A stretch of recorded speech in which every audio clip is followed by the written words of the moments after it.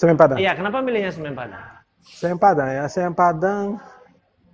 Kenapa Semen Padang? Karena ketika kita datang ke Jakarta, kita datang 24 pemain asing. Oh, rombongan gitu?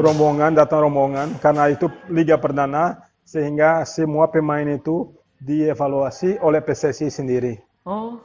Apabila pemain yang masuk kriteria untuk ikut Liga, diambil, pemain tidak ikut kriteria, dipulangkan.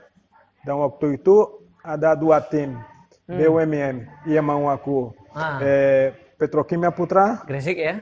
Gresik, dan Semen Padang. Semen Padang. Waktu di Gresik dilatih oleh Ridwan Bahlawan. Terus di Balwan. Terus di bawah yang Persebaya dulu ya. Oke, terus akhirnya nggak tahu pembicaraan antara Petro sama Semen Padang sehingga kita ke Padang.